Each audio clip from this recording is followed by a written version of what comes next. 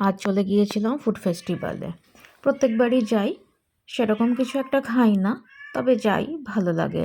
তার মধ্যে যেহেতু আমরা ভেজিটেরিয়ান, তার জন্য খাওয়ার অপশান একটু কমই থাকে। তো তাও তার মধ্যে বানারসি চাট খেয়েছি, পাওভাজি খেয়েছি, পাপড়ি চাট খেয়েছি, আর একটা কেসার রসগোল্লা খেয়েছি। সেটা খেতে ভালো ছিল, কিন্তু একটার দাম নিয়েছে 50 টাকা। দামটা বড্ড বেশি।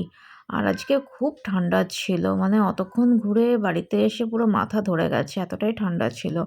আসার সময় ভাবলাম একটু বাদাম ভাজা কিনবো, বাইরে বসেছিল, কিন্তু সেটা আর কেনা হলো না। তবে হ্যাঁ, ভালোই লাগছিল ঘুরতে। আর মঞ্চে আবৃত্তি হচ্ছিল, গান হচ্ছিল, সেগুলোও বেশ ভালো লাগছিল। তো প্রতিবারই যাই। আর ওই টুকটাক কিছু খাওয়া দাওয়া। তবে হ্যাঁ, এনজয় করেছি। পিঠাপুলি স্টলেও গিয়েছিলাম, তবে কিছু কিনিনি।